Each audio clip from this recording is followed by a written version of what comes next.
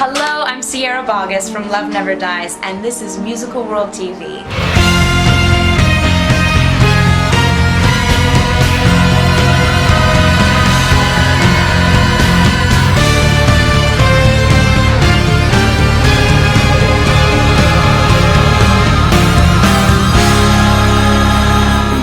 That you admired the Phantom and was fantasizing about how those characters would go on.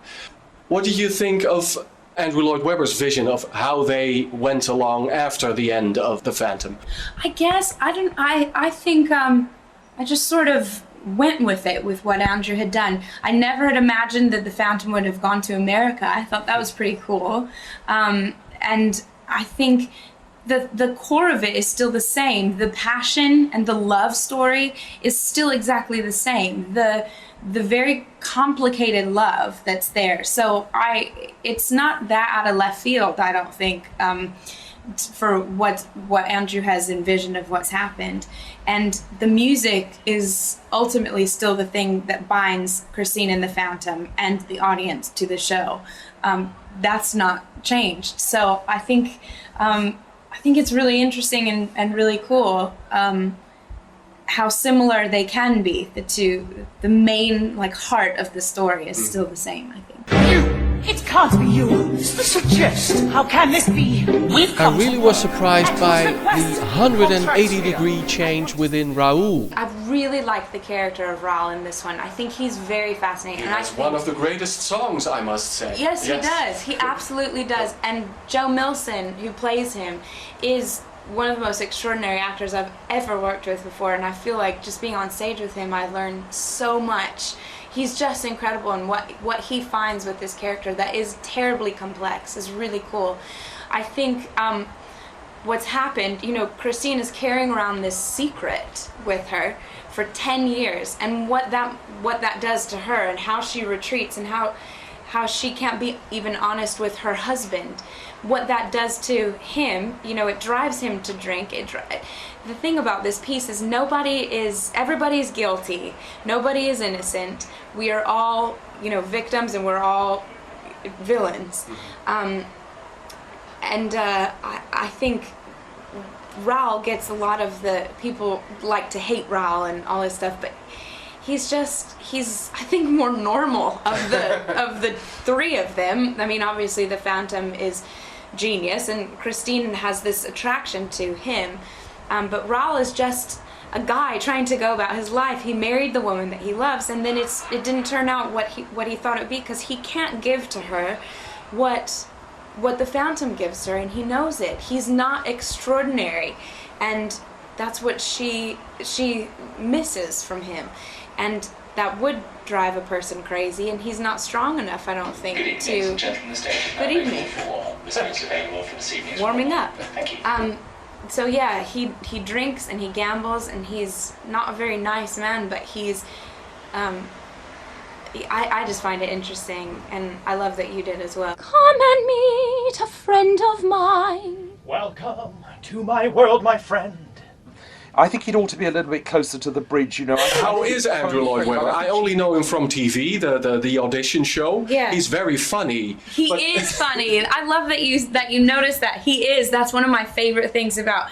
I obviously know him personally now, which is nice. And it's because as a child and wanting to be in musical theater, you just he's this thing that you aspire to know, but you never actually imagine that you'll meet him one day, let alone have dinners with him.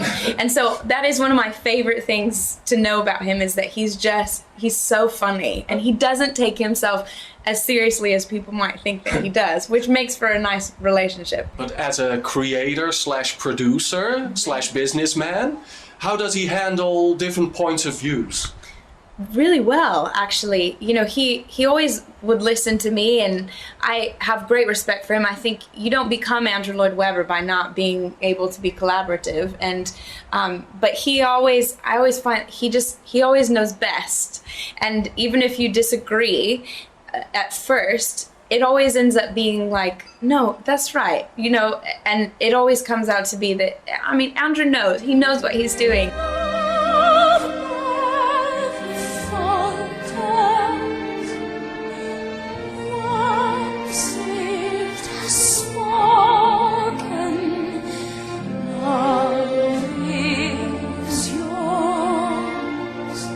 have to make sacrifices in your private life to always get through the part each night?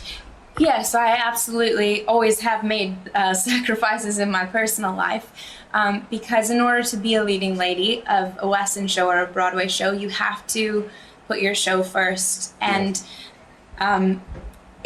it's a sacrifice that I'm always willing to make, and I'm aware that I do that when I take on a role of this magnitude.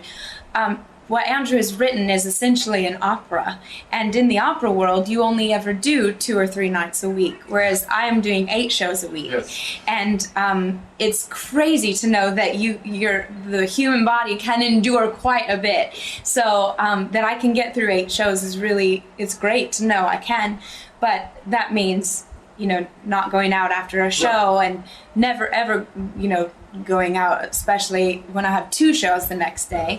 And being careful during the day and not being too dangerous, I guess. But I have a great life, so I feel like I've just sort of incorporated the fact that you do make little sacrifices just as part of Sierra's life.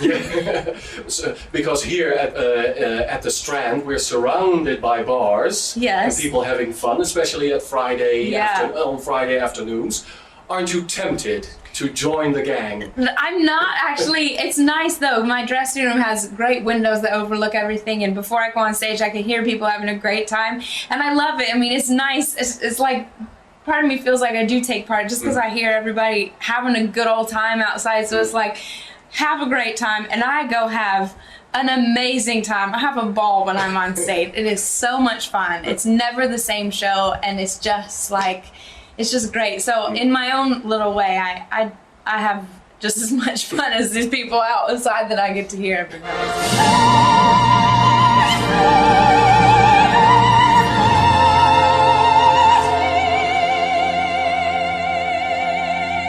Come to Love Never Dies at the Adelphi Theater. If you're interested at all in love and the most beautiful love story I think that Andrew has ever written, the most beautiful music, and amazing talented cast that I am so lucky and privileged to work with every night, it'll just take you on a journey like no other show.